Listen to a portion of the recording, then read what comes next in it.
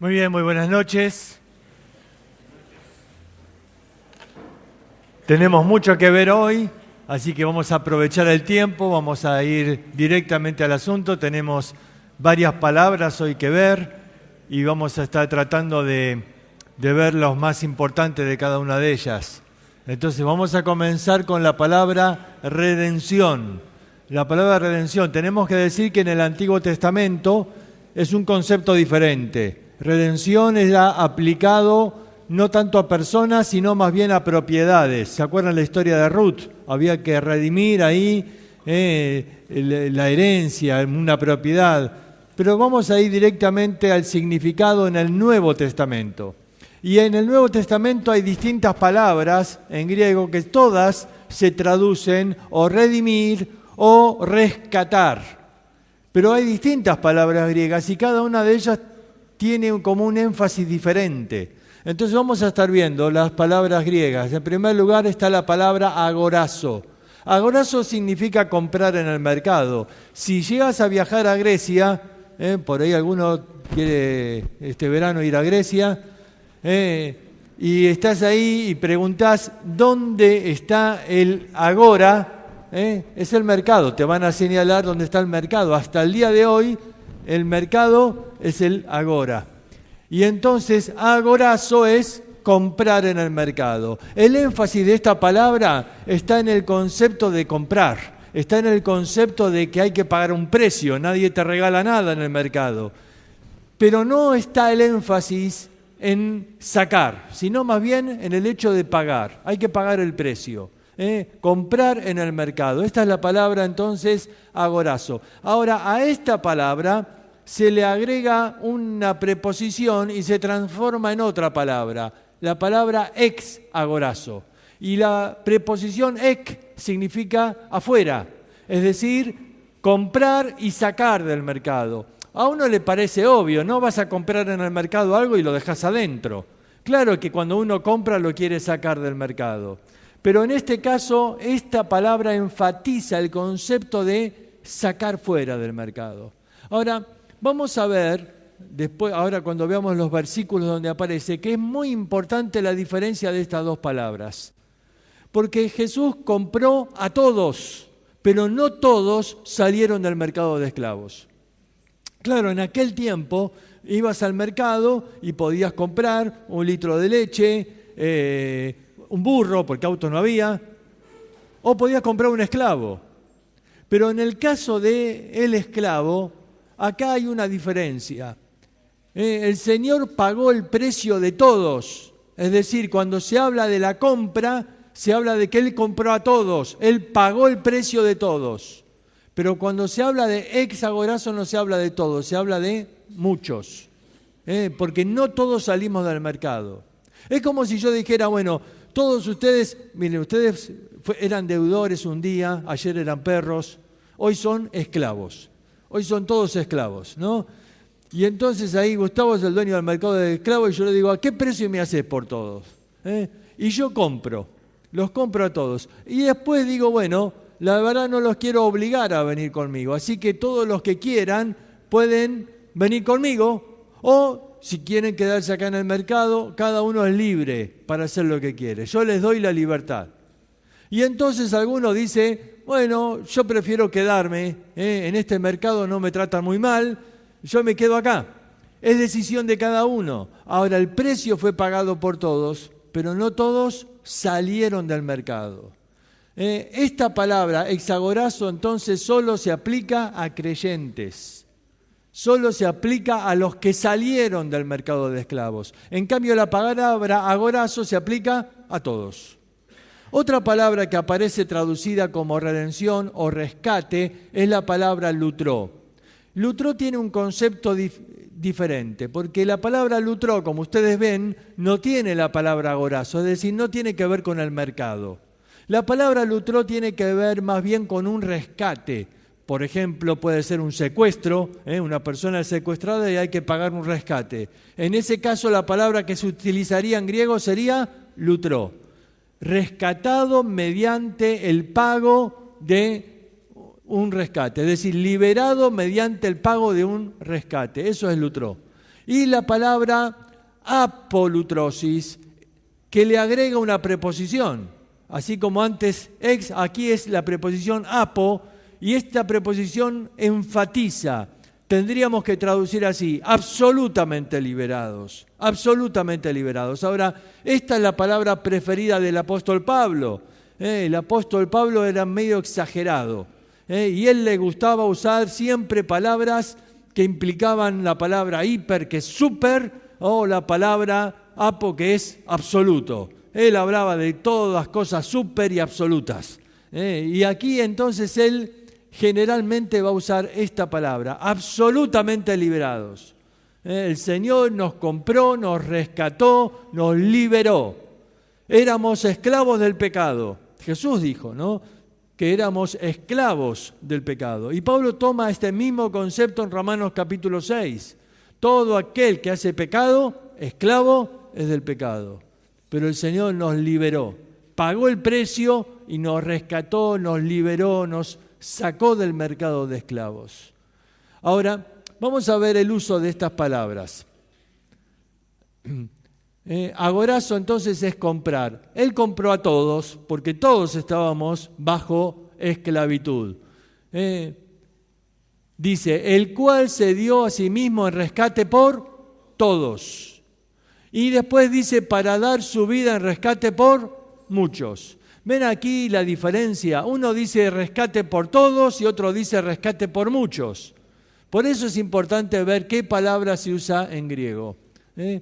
Por ejemplo, 2 Pedro 2:1 dice, y aún negarán al Señor que los rescató, atrayendo sobre sí mismos destrucción repentina.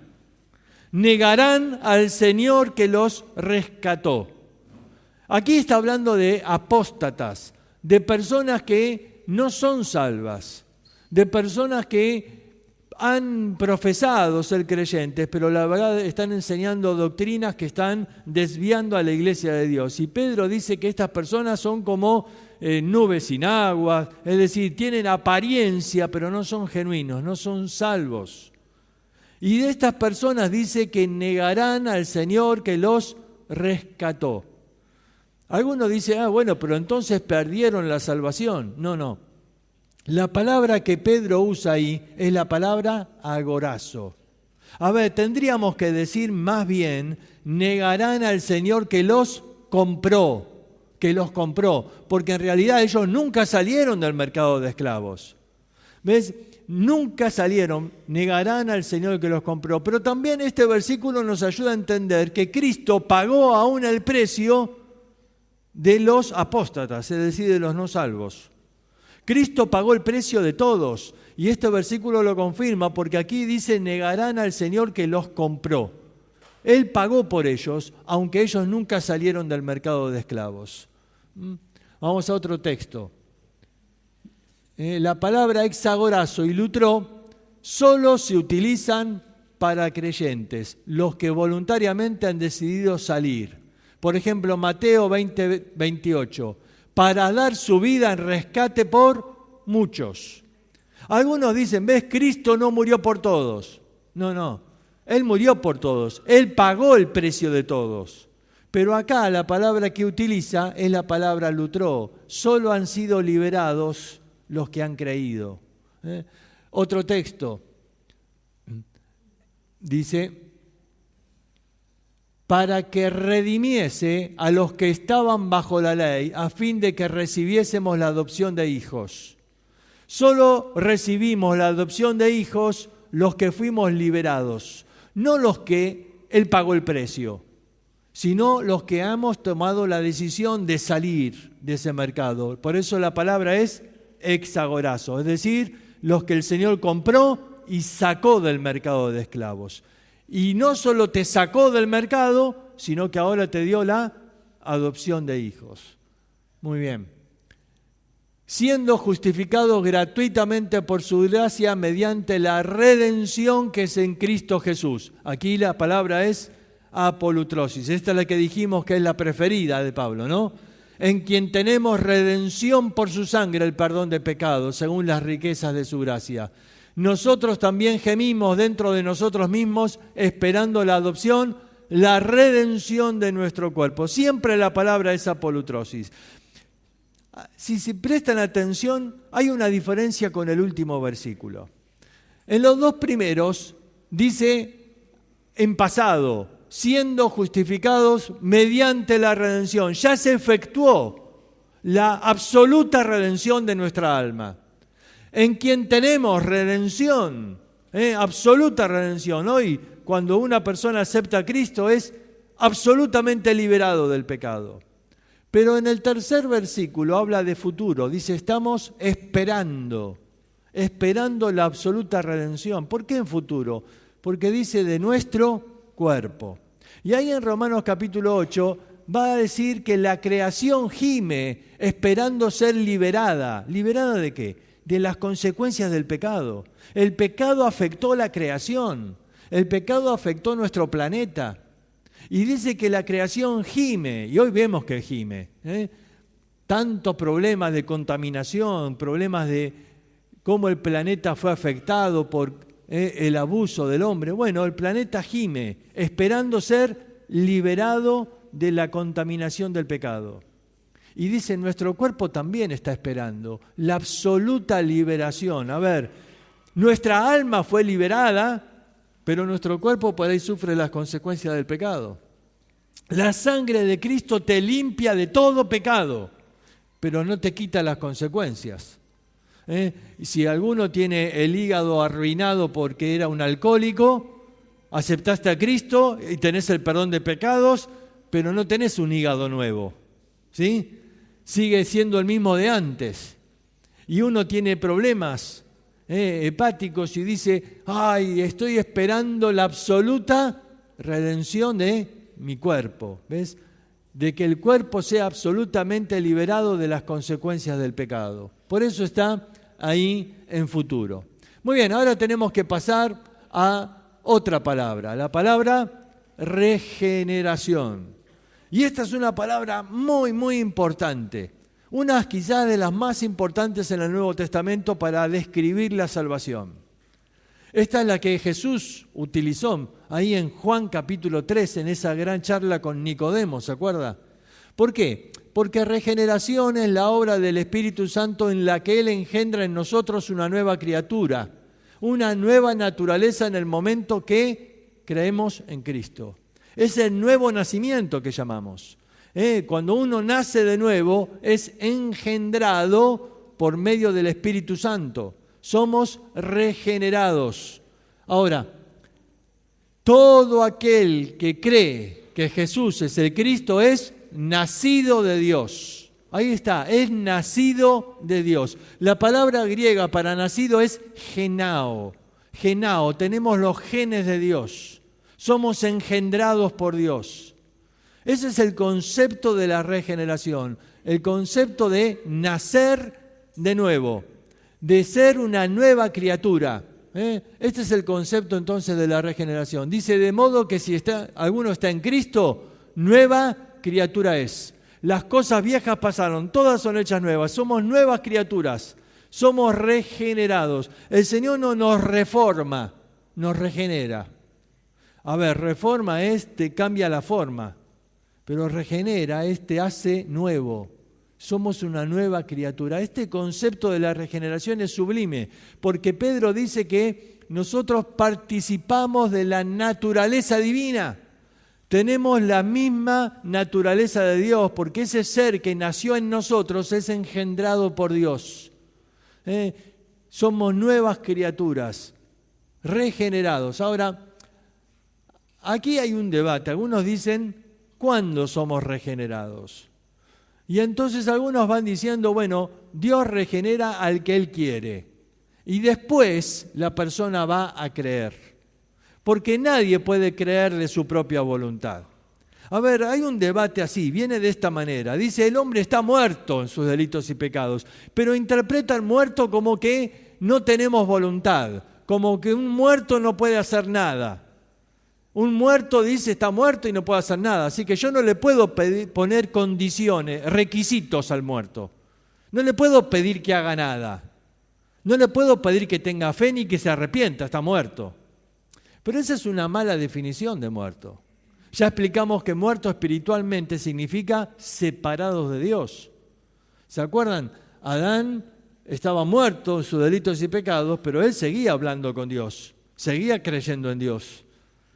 Cornelio estaba muerto, pero oraba y Dios escuchó su oración. Muerto no significa inexistencia, significa separado de Dios. Ahora, estas personas dicen, bueno, como una persona está muerto, y lo interpretan así, ¿no? Que no podemos hacer nada, Dios le tiene que dar vida. Toman Efesios 2:1, Él nos dio vida cuando estábamos muertos en nuestros delitos y pecados. Y la regeneración entonces tiene que venir antes. Él nos da vida y después la persona cree. Este concepto es muy extraño porque entonces una persona puede ser regenerada y no saberlo. Y esto hace que el hombre no tenga ninguna responsabilidad. Entonces, Dios elige al que Él quiere regenerar y el hombre no tiene que hacer nada. Pero si el hombre no tiene que hacer nada para la salvación, si yo le quito la responsabilidad del hombre, toda la responsabilidad recae en Dios. Y esto hace que Dios sea responsable de los que se salvan, pero también responsable de los que se pierden. Esto hace un conflicto porque Dios regenera solamente a unos pocos, como decíamos estos días. ¿Por qué no regenera un poco más? ¿No es cierto? ¿Por qué no les da vida más? Si Él quiere que todos se salven, ¿por qué no les da vida a otros? El hombre se pierde por su pecado, pero si Dios lo regenera sin que el hombre tenga parte alguna, sin que tenga responsabilidad, entonces todo esto recae en Dios. A ver, vamos a ver. El calvinismo usa algo que se llama silogismo. Un silogismo, ¿saben qué es? Un razonamiento lógico. Hay dos premisas y entonces hay una conclusión. Por ejemplo, si yo digo, todos los hombres son pecadores, ¿es verdad o mentira? Verdad. La segunda premisa que digo es, yo, Daniel, soy un hombre, ¿verdad? Y entonces, ¿cuál es la conclusión? Daniel es pecador. ¿De acuerdo? ¿Entienden cómo funciona? Bueno, esto que parece tan simple no lo es, porque el catolicismo se agarró de esto también para muchos de sus dogmas. Por ejemplo, dicen así, María fue la mamá de Jesús, ¿verdad o mentira? ¿Verdad? Jesús es Dios, ¿verdad o mentira? ¿Verdad? Entonces María es madre de Dios. ¿Te das cuenta? No, momento. Bueno, pero si las dos primeras son verdad, que haya dos premisas que sean verdad no garantiza que la tercera sea verdad. Y ahí está el problema. Pero bueno, el argumento es así. Las personas depravadas no son capaces de creer en el Evangelio. Solo una persona regenerada puede creer en el Evangelio. Por lo tanto, una persona debe ser regenerada antes de creer. Ese es el argumento. Sin embargo, este argumento es falso. El hombre puede creer. A ver, sería injusto que Dios me mande a creer si sabe que no puedo hacerlo. Esto sería como una burla hacia el hombre. Fíjense, supónganse, yo doy clases ahí en el instituto, y supónganse que viene un alumno ahí y me dice, mira, estoy dispuesto a hacer lo que quieras, me saqué un 0 en el examen. Un cero no lo podés levantar con nada. Nosotros damos la posibilidad de recuperatorio, pero un 0. Entonces me dice, despedime lo que quieras, yo estoy dispuesto. Bueno, ¿estás dispuesto? Sí. Bueno, yo te voy a pedir una sola cosa. Si la cumplís, te saco el 0 y te pongo un 10. Me dice, lo que quieras, ¿a quién hay que matar? Estoy dispuesto. Le digo, mira, vamos a salir todo el curso ahí, vas al medio de la cancha de fútbol, y empezamos a mover los brazos así y volá. Si volás, te pongo un 10. ¿Qué va a pensar él de mí? Que me estoy burlando, ¿no? A ver, yo no puedo pedirle algo que yo sé que Él no puede cumplir. El Señor nos manda que creamos, para que todo aquel que en Él crea, Él nos manda a creer. Por lo tanto, el hombre puede creer. El hombre puede creer. Ahora, vamos a ver de dónde viene este argumento. Regeneration. Now we're talking about what theologians call the order of salvation. Salvation happens at once. It is a single miracle. You repent, you have faith, you are justified, you are converted, you are redeemed, you are ransomed, you are adopted, you are sanctified, and that's all one great miracle. But if you look closely at it and you break down that miracle into logical parts, what is reasonable, you have to conclude that regeneration comes before faith. Because if I am dead in trespasses and sins, if I am in the darkness, if I hate God, if I have no ability to know God, if I am blind to all divine truth, and this is how Paul in Ephesians defines the Gentiles, the non-believers.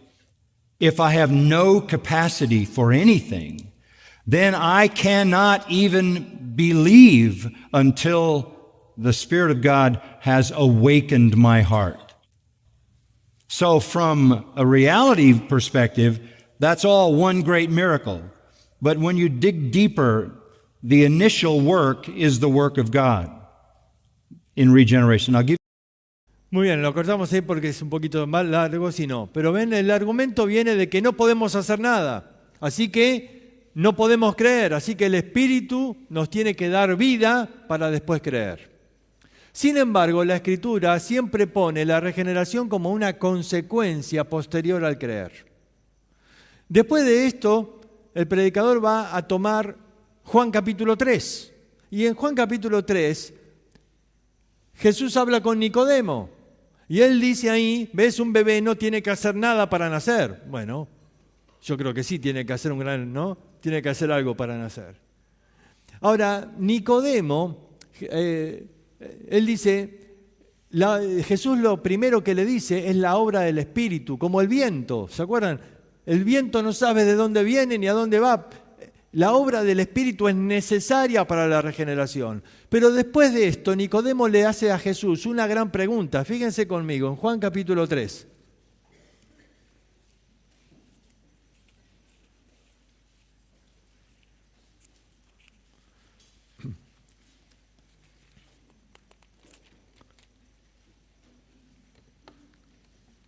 Dice en el versículo 9, respondió Nicodemo y le dijo, ¿cómo puede hacerse esto? ¿Cómo puede hacerse esto? Se refiere al nuevo nacimiento. ¿Cómo puedo nacer de nuevo?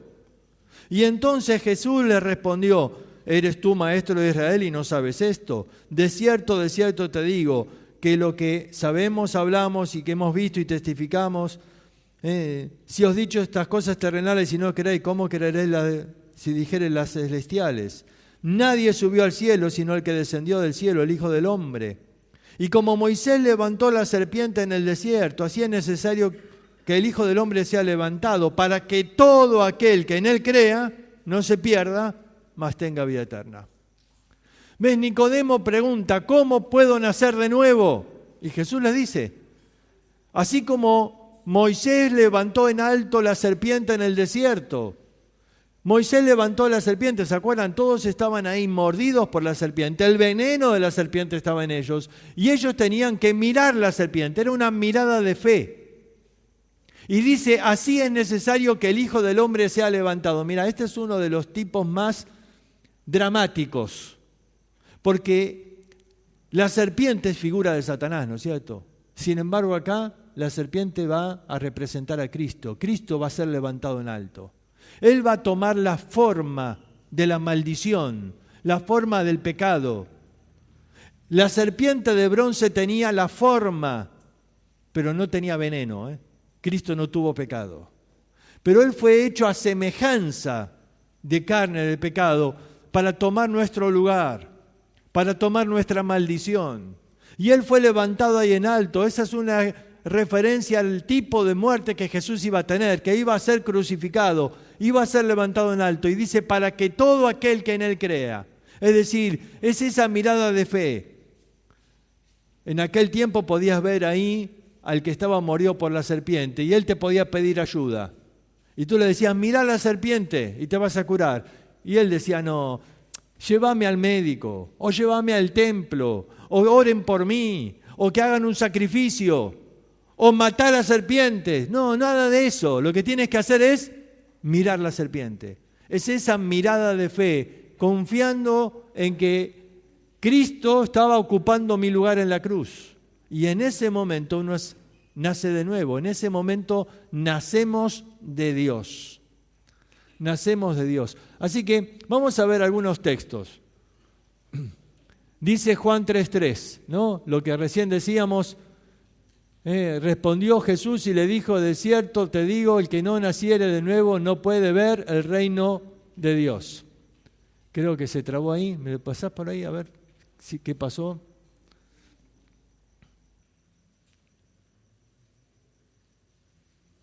Ahí pasa en la computadora, pero no ahí. ¿Sí? Vas a tener que sacarle el cable del HDMI y volverlo a poner. Mientras nosotros seguimos. Vamos a ver un texto más. Primera Juan, capítulo 3.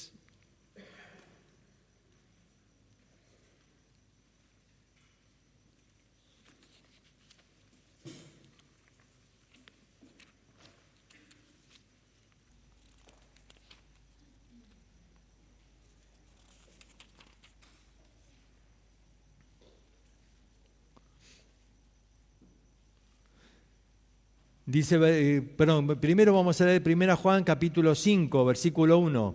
Todo aquel que cree que Jesús es el Cristo es nacido de Dios. 1 Juan 5, 1. Todo aquel que cree que Jesús es el Cristo es nacido de Dios. Y todo aquel que ama al que engendró, ama también al que ha sido engendrado por él. ¿Ves? Aquí habla todo aquel que cree. Siempre la fe está como un primer paso. Y el que cree es nacido de Dios.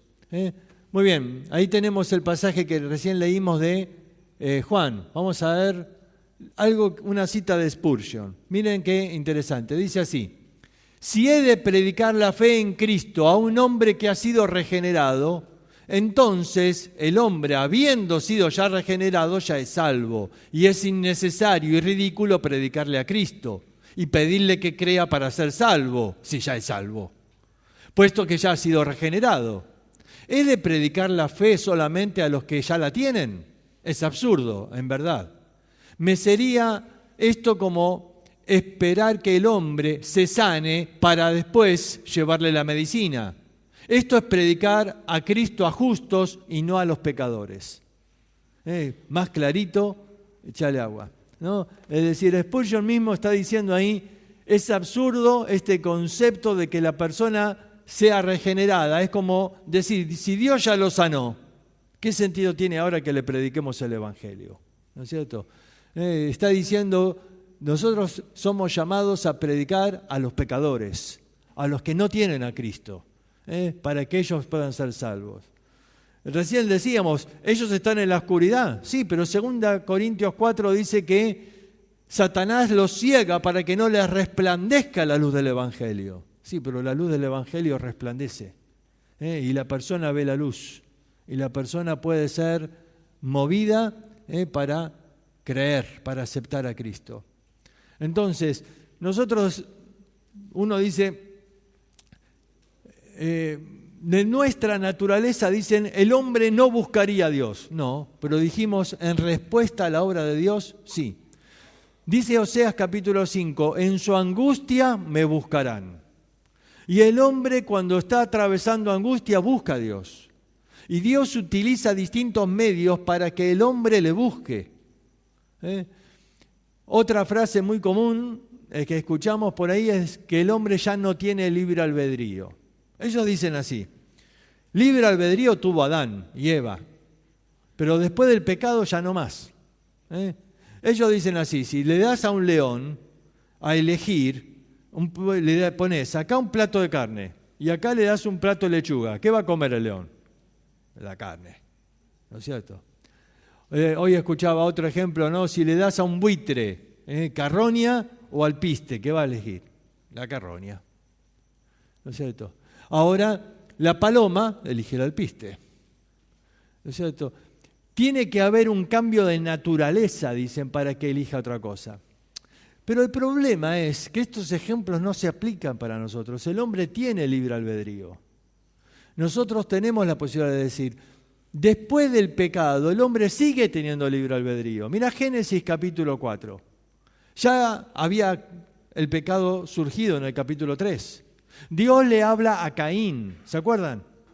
Y en esa confrontación de Dios con Caín, Dios le dice a Caín, si hicieres bien, serás enaltecido. Y si hicieres mal, el pecado está a la puerta. Es tu decisión. Caín estaba pensando en matar al hermano y Dios lo confronta, le dice, mirá Caín, vos tenés que decidir. Si haces el bien, vas a ser enaltecido. Si decidís hacer el mal, el pecado está a la puerta. Es tu decisión. Vos sos el que tiene el control. Vos podés decidir abrir la puerta o no. Es tu decisión qué puerta vas a abrir. Eso marca que el hombre sigue teniendo libre albedrío. Y hasta el día de hoy el hombre decide voluntariamente. Decidís si vas a querer pecar o si vas a abrir la puerta del Evangelio. ¿Ves? Jesús dice, está a la puerta y llamo. Pero el hombre a veces elige la puerta del pecado. Es decisión de cada uno. Uno tiene que tomar esa decisión. Uno tiene que tomar esa decisión de aceptar o rechazar. De creer o rechazar. Y esa es la decisión que te puede llevar a la salvación. Muy bien.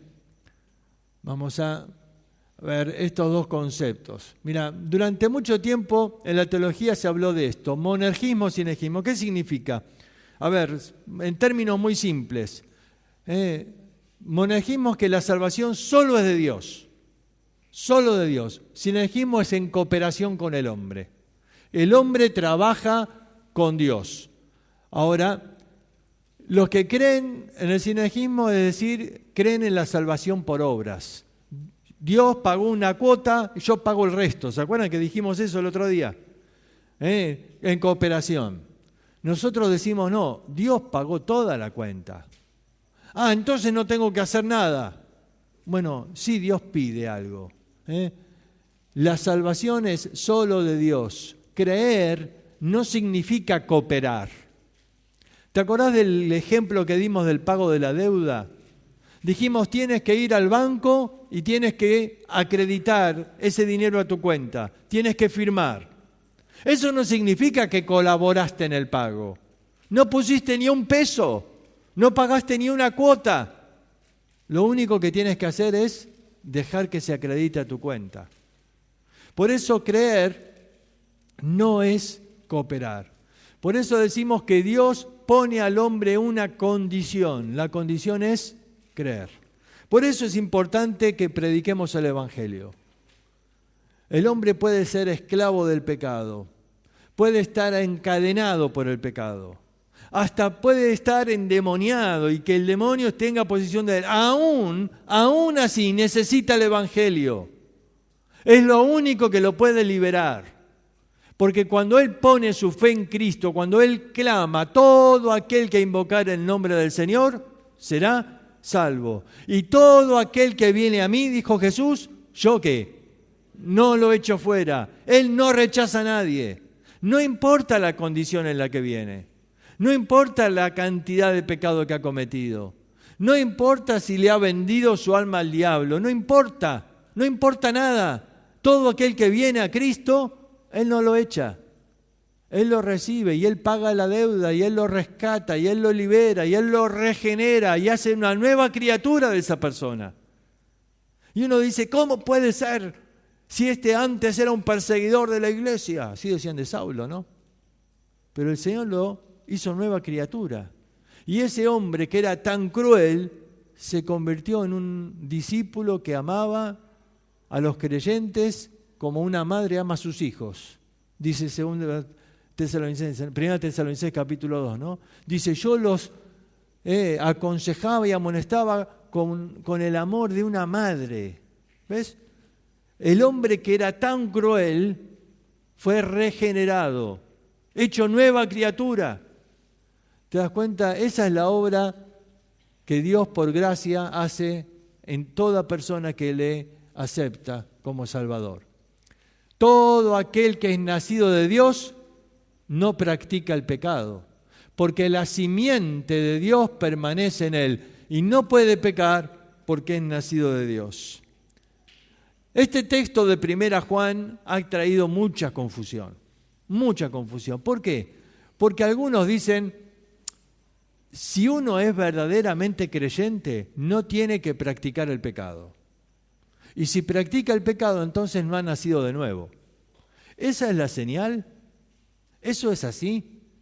¿Cuántas veces tengo que practicar pecado para llamar lo que estoy practicando el pecado? A ver, ¿cuántas veces tengo que mentir para que alguien me diga que soy un mentiroso? ¿1? ¿O 10? ¿O 20? No, mira, este texto se le ha puesto un énfasis equivocado. Se ha puesto el énfasis en la palabra practica. En la palabra practica. La verdad es que la palabra practica ni siquiera está en el original. Dice ahí todo aquel que hace pecado. ¿Qué hace pecado? El autor le quiso dar énfasis. Dice, yo hago pecado, pero no, vamos a ponerle que practica. ¿Se acuerdan el caso del 1 Corintios capítulo 5? Pablo dice que ese muchacho estaba cometiendo un pecado tan vergonzoso que ni se nombra entre los gentiles, porque se casó, estaba conviviendo con la mujer de su padre, con su madrastra. Dice, este es un pecado vergonzoso, sáquenlo de la iglesia para que la gente no hable mal de la obra de Dios. Dice, échenlo a Satanás, es decir, échenlo al dominio del diablo, que es el mundo, échenlo al mundo, y ahí su carne va a ser consumida. ¿Qué otra cosa le puede pasar en el mundo? ¿Pero su espíritu qué? Pero su espíritu será salvo. Su espíritu será salvo. Es decir, si él es un verdadero hijo de Dios, aún eso no puede perder su salvación. Ahora, él estaba practicando el pecado, porque él todos los días estaba practicando el pecado, pero Pablo dice que aún eso no le quitaba la salvación. ¿Qué significa entonces lo que dice acá este versículo? Todo aquel que es nacido de Dios no practica el pecado. Bueno, nosotros ponemos el énfasis en esto, ¿no? No practica el pecado. Pero fíjate cómo termina. Y no puede pecar. No puede pecar. ¿Por qué es qué? Nacido de Dios. ¿Cómo es esto? No puede pecar. A ver, esto es muy contundente, esto es algo firme, no puede pecar. ¿Has pecado esta semana? Entonces, ¿eres nacido de Dios o no? Acá lo que no puede pecar es la simiente de Dios que permanece en él. Eso es lo que no puede pecar. Es decir, es esa nueva criatura que él engendró. Es ese nuevo ser que él engendró en nosotros. Ese es el que no puede pecar. ¿Por qué? Porque es nacido de Dios. Porque tiene los genes de Dios. Dios es santo y lo que él engendra es santo. Esa nueva criatura que él engendró en nosotros no puede pecar porque es nacida de Dios. Ahora, aquí en 1 Juan capítulo 3, y yo le pido que lo busquen ahí si no lo abriste en la Biblia, el tema fundamental en este capítulo está marcado por una palabra que va a repetir varias veces. La palabra es manifestar. Comienza, fíjense, en el capítulo 2, versículo 28, dice: ahora, hijitos, permaneced en él, para que cuando se manifieste tengamos confianza y no nos alejemos de él avergonzados. Versículo 1. Mirad cuál amor nos ha dado el Padre para que seamos llamados hijos de Dios. Por eso el mundo no nos conoce, porque no le conoció a él. Amado, ahora somos hijos de Dios. Y aún no se ha manifestado lo que hemos de ser. Pero sabemos que cuando Él se manifieste, seremos semejantes a Él, porque le veremos tal como Él es. Y todo aquel que tiene esta esperanza se purifica, así como Él es puro. Versículo 10. En esto se manifiestan los hijos de Dios y los hijos del diablo. Todo aquel que hace pecado, es decir, todo aquel que no hace justicia y que no ama a su hermano, no es de Dios. Fíjense cuántas veces se aparece la palabra manifestar. Dice, capítulo 3, versículo 1, somos hijos de Dios, pero no se ha manifestado lo que hemos de ser. Somos hijos de Dios, pero no se manifestó lo que hemos de ser. Pero cuando Él se manifieste, seremos semejantes a Él. Ahí se va a manifestar. A ver, ¿qué es lo que está diciendo? Somos hijos de Dios, sí, pero esa nueva naturaleza todavía no se ha manifestado en plenitud. Le puedes ir a una persona y decirle, no, yo no soy igual a vos, yo soy diferente.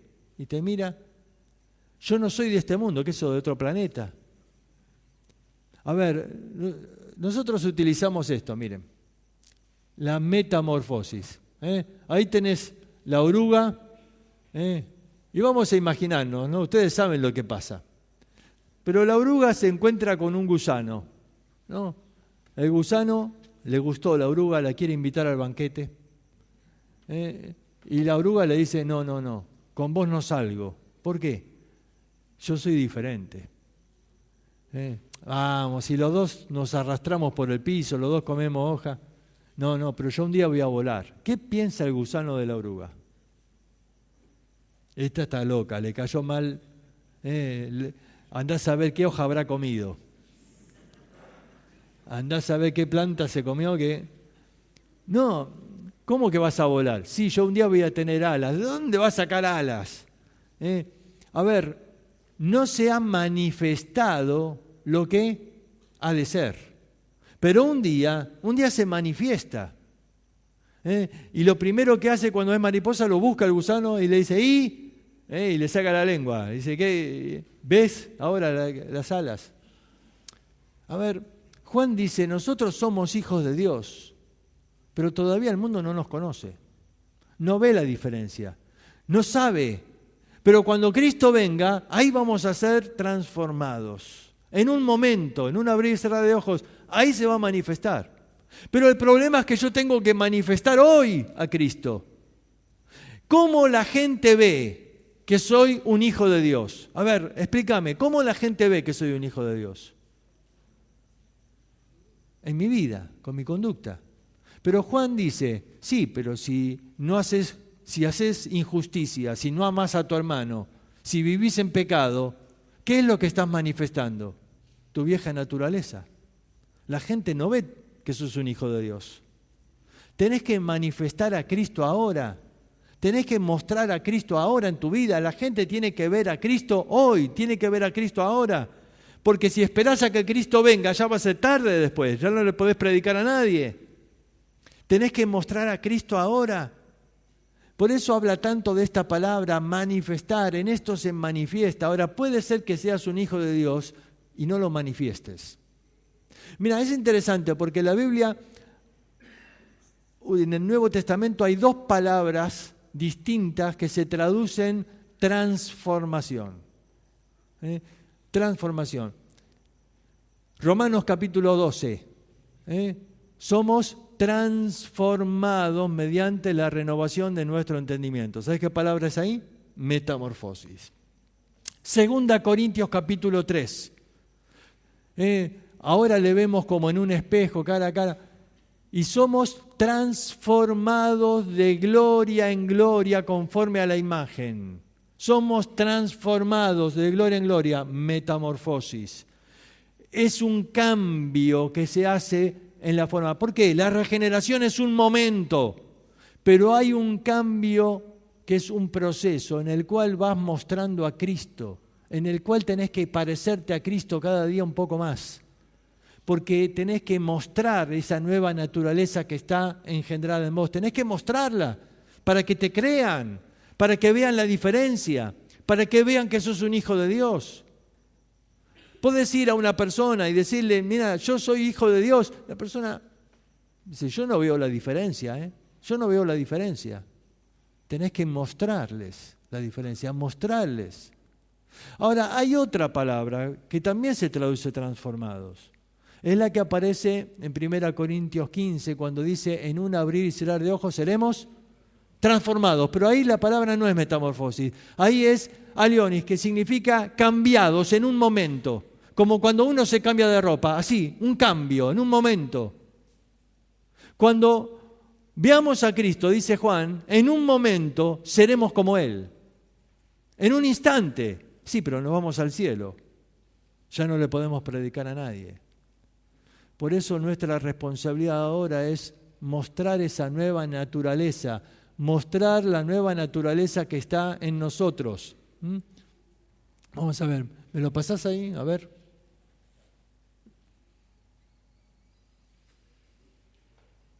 Dice en Gálatas, capítulo 5, que tenemos una lucha, ¿no?, entre la carne y el espíritu. Ahora vamos a eso, sí. Síganme acá. Tenemos una lucha entre la carne y el espíritu. Hay una lucha, dice ahí. Esto me habla de que tenemos dos naturalezas. Algunos no creen esto, algunos dicen no existe. El viejo hombre murió. La Biblia no dice que murió, dice que tenemos que tenerlo crucificado, pero no dice que murió. A ver, si estuviera muerta, nunca más pecaríamos. ¿No es cierto? Pero es verdad que pecamos. Es más, Juan en el capítulo 1 había dicho, si decimos que no tenemos pecado, estamos siendo mentirosos. Tenemos pecado. Por eso todo el Nuevo Testamento nos habla de cómo tratar con el pecado. Habla de que si ves a tu hermano que cae en un pecado, lo restaures. Este concepto de restauración, el pecado es algo normal, pero tenemos que mostrar, esa es nuestra responsabilidad, mostrar esa nueva naturaleza. ¿Cómo muestro esa nueva naturaleza? Bueno, ahí en Gálatas capítulo 5 dice el fruto del Espíritu, ¿qué es? Amor, gozo, paz, paciencia, benignidad, bondad, fe, mansedumbre, templanza. Esa es la obra del Espíritu, esas son características de la nueva naturaleza. Ese es el fruto que la persona tiene que ver en la vida. Cuando mostramos el fruto del Espíritu, la gente ve una nueva naturaleza en uno. Ve que hay amor, que hay gozo, que hay paz, que hay paciencia, que hay benignidad. Dice, este es como Cristo. Este es como Cristo. Eso es mostrar la nueva naturaleza. Eso es mostrar el nuevo ser que Cristo engendró en nosotros. Muy bien, tenemos que, me fue el tiempo y nos queda lo último. Nos queda el tema de la adopción. Y este tema nos tiene un poco confundidos. Porque uno dice, si yo soy regenerado, vamos a ver, si somos hijos por nacimiento, ¿para qué necesito adopción? Nosotros sabemos que la adopción significa tomar como hijo a alguien que no lo es. Tomar como hijo a alguien que no lo es. Eso significa adopción. Sin embargo, si uno nació en la familia de Dios, ¿para qué tiene necesidad Dios de adoptarme? ¿No es cierto? Parece confuso. Sin embargo, el concepto en la Biblia de adopción no significa esto. No tiene nada que ver con la adopción que nosotros conocemos hoy en día. El concepto bíblico de adopción no tiene nada que ver. Nosotros en esa imagen, ¿ves? Tenemos a un matrimonio y evidentemente el niño es adoptado. ¿No es cierto? Nos damos cuenta de eso. Ahora, un perrito dice, adoptame. Pero el perrito no es engendrado. ¿Qué es el concepto bíblico de adopción? Recibir como hijo con los requisitos y solemnidades que establece la ley. Esto es para el mundo. Pero en la Biblia no está ese concepto. La palabra adopción en la Biblia es muy distinta. Somos hijos de Dios por nacimiento. Nacimos de nuevo, nacimos como hijos de Dios. Vamos a ver entonces. Hay 3 palabras que se traducen hijo en la Biblia. En primer lugar, nepios, que es un infante, un bebé. Tecnón, que es un hijo pequeño. Pero la palabra huíos, que es de donde viene nuestra palabra hijo, se refiere a un hijo adulto. Un hijo adulto. ¿Por qué te muestro estas 3 palabras? Porque la palabra adopción en griego es la palabra huiotesia. Huiotesia. Tesia es colocar. Colocar como un hijo adulto. A ver, ¿qué significa colocar como un hijo adulto? En aquel tiempo, los romanos tenían una ceremonia que se llamaba liberalia, donde se colocaba la toga virilis a un adolescente. Más o menos a los 13 años se hacía esta ceremonia donde el niño era nombrado como hijo adulto. A partir de ahí era considerado ciudadano de Roma. A partir de ahí tenía todos los derechos, podía votar. A partir de ahí podía reclamar la herencia. ¿Te das cuenta? Era el momento por el cual era colocado como un hijo adulto. Así que esto no tiene nada que ver con el concepto nuestro de adopción, de adoptar como hijo a un extraño. Dios no nos adopta en el sentido que nos toma en la familia, pero seguimos siendo hijos de Satanás. No. Nacemos como hijos de Dios. Pero Él nos coloca como hijos adultos. ¿Por qué es esta figura?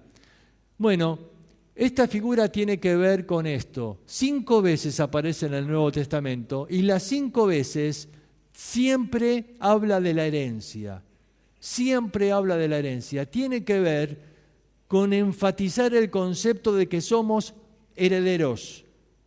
En aquel tiempo un romano podía tener hijos que él no reconocía como herederos.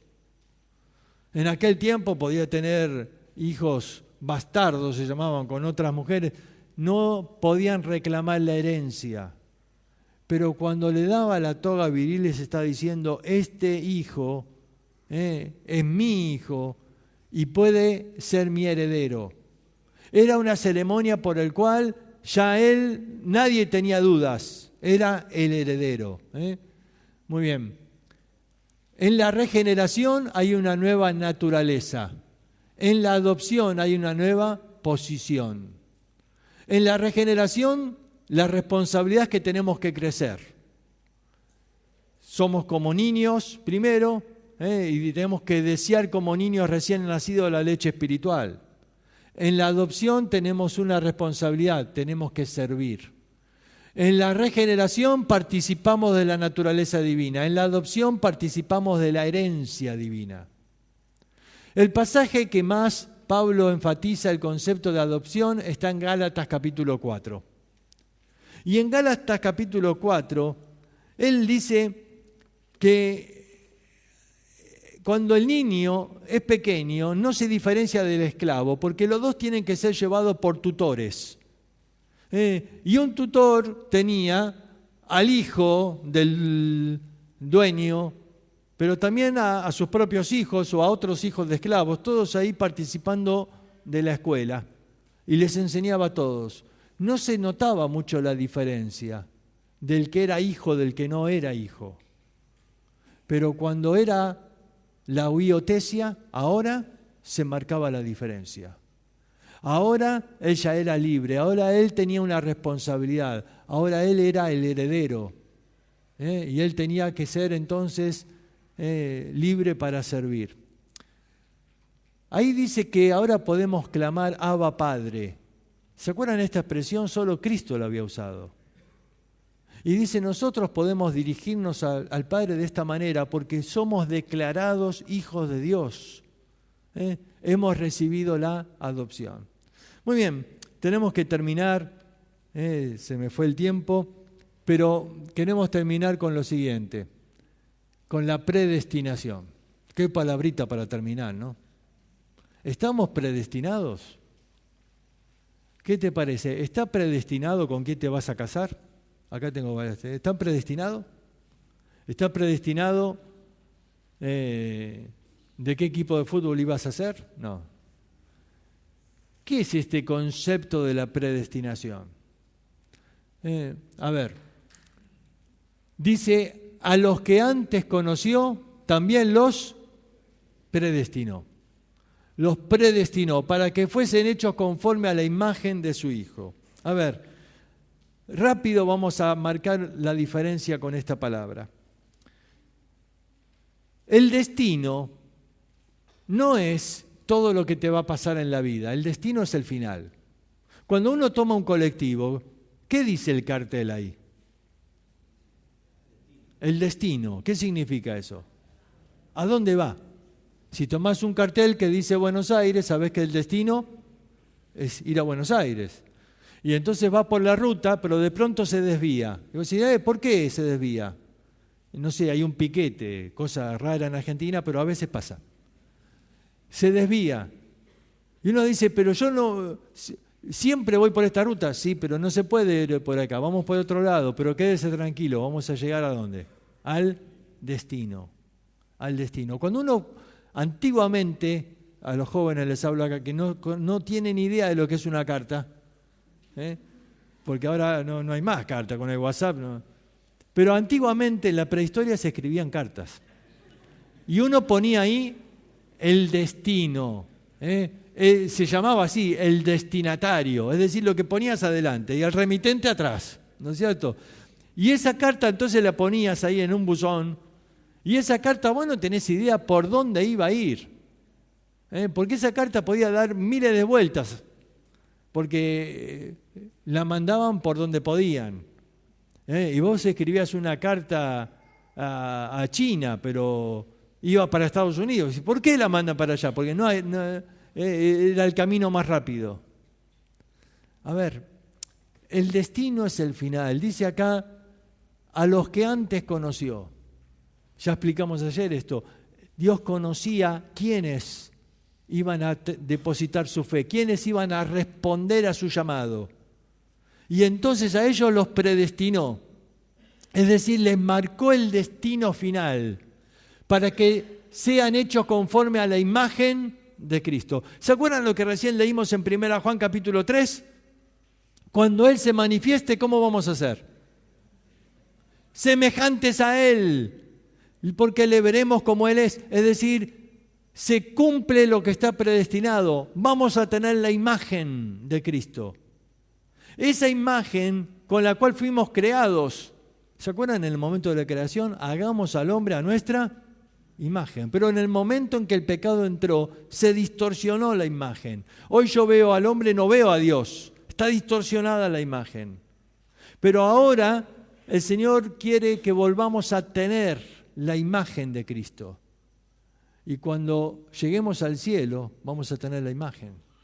Está marcado el destino final. Ahora, eso no significa que está marcado lo que te va a pasar acá en la vida. Significa simplemente que está marcado el destino final. Y sabemos que a los que aman a Dios, todas las cosas les ayudan a bien.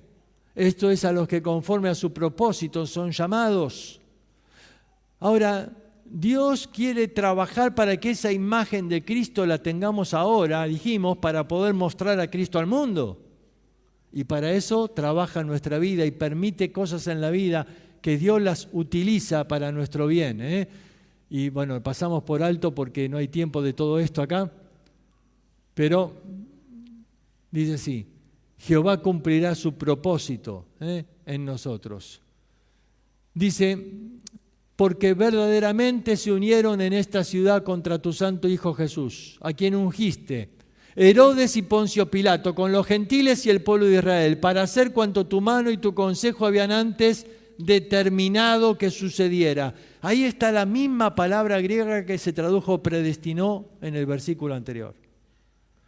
Habían antes determinado que sucediera. Había Dios predestinado. Dios marcó el final. Dios marcó que Cristo tenía que morir en la cruz. Eso estaba predestinado, es decir, estaba marcado el destino final. Esto no significa que Judas no tiene culpa. Él hizo lo que hizo no porque estaba predestinado. Él lo vendió a Jesús, ¿por qué? Porque amaba el dinero. Y Herodes y Poncio Pilato hicieron lo que hicieron no porque estaba predestinado. Ellos hicieron lo que hicieron por su propia conveniencia. Pero estaba marcado el destino final. Cristo iba a morir por nosotros. Y eso no podía ser evitado. ¿Por qué? Porque Dios lo había predestinado. ¿Te das cuenta? Lo que significa entonces es lo siguiente. Esa palabra predestinación siempre aparece en la Biblia con la palabra propósito. ¿Se acuerdan del versículo anterior que leímos? A los que antes conoció, a estos predestinó. En el versículo anterior dice, ¿a quiénes? A los que conforme a su propósito son llamados. Y acá dice que había un propósito. Dios tenía un propósito. ¿Cuál era? Salvarnos. Y para que se cumpla el propósito, marcó el destino, que Cristo tenía que morir por mí. Hay un propósito de Dios, que podamos tener esa imagen de Cristo. Hay un propósito, que volvamos a tener comunión, la comunión que el pecado rompió, y que se pueda cumplir el objetivo de la creación, que podamos amarle y adorarle por la eternidad. Y entonces Él predestinó algo, que podamos tener la imagen de Cristo. Muy bien. Nosotros encontramos en Romanos, capítulo 9, algunos textos. Este es Jeremías, pero está tomado de ahí. Pero yo quiero terminar con este ejemplo. Romanos 9 dice que Dios hace vasos de barro. Y dice, hace algunos para honra y otros los hace para deshonra. Y hay otros que están preparados para destrucción. Y Él es el soberano, así que nadie diga nada, ¿no? Dios hace como Él quiere. Bueno, sin embargo, nosotros encontramos que, si bien Dios es soberano, Pablo le dice a Timoteo que si uno se limpia, puede pasar a ser un vaso de honra. Y no es que el alfarero hacía vasos para destrucción. A ver, el alfarero decía, hoy tengo una gana de romper jarrones, así que me voy a hacer unos cuantos jarrones para romperlos. No, es ridículo. El jarrón que el alfarero destinaba para destrucción era porque era un jarrón que ya no se podía restaurar más. Era un jarrón que perdía agua y que lo intentaba restaurar, porque claro, pierde plata si no. Y lo intentaba restaurar y volvía a perder y volvía a perder. Y ese jarrón no lo iba ni siquiera a vender barato, ni siquiera lo iba a regalar. ¿Sabes por qué? Porque si te lo regalaba y lo ponías ahí en tu casa y perdía agua, y el agua era muy valiosa en aquel tiempo en Israel, ¿no? Y vos le preguntabas entonces, ¿quién te vendió esta porquería? Mira cómo pierde agua. Y vos decís, el alfarero de acá, a ese no le compro más. ¿Te das cuenta? Entonces, ¿qué hacía el alfarero con ese jarrón? Estaba preparado para destrucción. Vos ibas a comprar y decías, a ver, ¿cuánto valen aquello? Ah, no, muy caro. ¿Y eso de ahí abajo? No, también es caro. ¿Y eso que están allá? No, eso no los vendo. Esos están preparados para destrucción. ¿Por qué? Porque ya intenté restaurarlo, ya hice todo. Eso es lo que decía el texto de Jeremías que pasé recién. Dios dice, no podré yo hacer como el alfarero que restaura, pero ustedes, dice casa de Israel, no pueden ser restaurados jamás. Y entonces lo único que le queda al alfarero es romperlo. Ahora, ¿qué tiene que ver con todo esto que hablamos de predestinación? No es que Dios preparó personas que están predestinadas a ir al infierno. No es así. Dios nos ama a todos y quiere la salvación de todos. Esto significa que sí hay personas que Dios ha hecho todo lo posible, todo, y no han querido ser restaurados. Y entonces están reservados para recibir un día el juicio, porque ya no queda más remedio. Pero el alfarero los quiere utilizar, los quiere sanar de alguna manera, quiere hacer la obra, pero Él va a respetar la decisión de cada persona. Nuestro Dios es soberano, nadie lo duda. Algunos dicen, no, que nosotros no creemos en la soberanía de Dios. No es así. Él es soberano. Pero en su soberanía Dios ha determinado darle al hombre libertad para decidir. Y Dios respeta esa libertad. Y Dios golpea la puerta del corazón. Él no va a decir, yo soy soberano y rompo la puerta y entro en la vida del que quiero. No. Dios respeta tu decisión. Por eso hay un texto que Spurgeon dice, es uno de los textos más sorprendente de la Escritura. Es ese cuando Jesús le dice al pueblo a Jerusalén: ¿cuántas veces quise juntaros como la gallina sus polluelos y no quisiste? ¿Cuántas veces quise y no quisiste? Y después John dice: cuando yo no quiero, Dios no puede. ¿Cómo? ¿Él no es soberano? ¿No hace lo que quiere? Sí. Pero mi Dios es soberano, pero es un caballero, no es un tirano. Y Él respeta mi voluntad. Y si yo no quiero, Él no puede obrar en mi vida. Y dice: ¿cuántas veces quise y ustedes no quisieron? ¿Te das cuenta? Dios quiere usarte. Dios quiere bendecir tu vida. Dios quiere usarte como un instrumento para honra. ¿Cuántas veces no puede hacerlo porque nosotros no queremos? ¿Cuántas veces nos rebelamos y por lo que sea? Porque quisimos pasar un buen rato con el pecado, porque quisimos hacer la nuestra y no escuchamos la voz de Dios. Y Dios dice: ¿cuántas veces te quise usar para salvar a alguien y no quisiste? ¿Cuántas veces quise bendecir tu vida y no quisiste? ¿Cuántas veces te quise hablar y estabas muy ocupado en otras cosas y no quisiste? Y cuando yo no quiero, Dios no puede. ¿Te das cuenta? Este concepto me habla de lo siguiente: mira, yo no puedo cambiar el destino. Cuando llegue al cielo voy a tener la imagen de Cristo. El problema no es en el cielo, el problema es acá en la tierra. ¿Qué imagen estoy mostrando acá? Porque Dios quiere que yo muestre a Cristo acá, pero a veces no quiero. Y lo que la gente ve en mí no comunica a Cristo.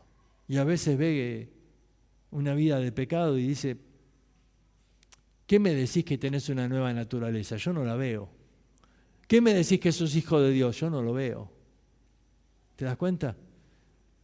Por eso tenemos que dejar que Dios obre en nuestra vida. Dios en esta mañana, en esta noche te dice: ¿cuántas veces quise? Él quiere hacer una obra en tu vida. Tienes que dejar a Dios obrar en tu vida. Tienes que dejar que Él haga la obra.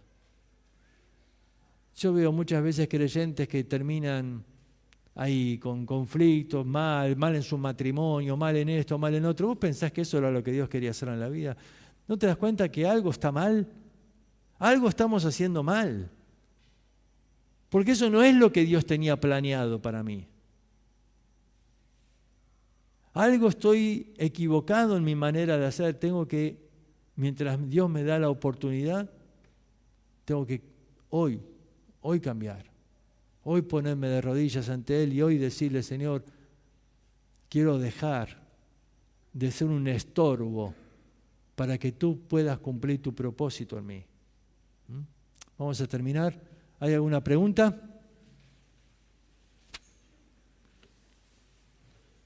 Vamos a terminar orando.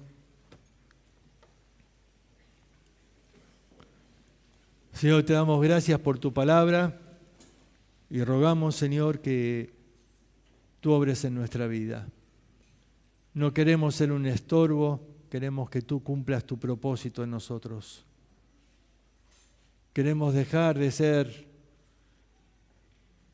como el pueblo de Israel, esos vasos que el alfarero ya no podía restaurar.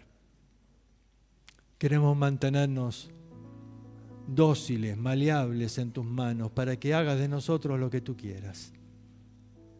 Señor, te rogamos que podamos mostrar a Cristo en nuestra vida, para que la gente vea que somos hijos de Dios, para que vea la diferencia, para que podamos mostrar, Señor, esa nueva naturaleza que tú has engendrado en nosotros. Te lo rogamos en el nombre de Cristo Jesús. Amén.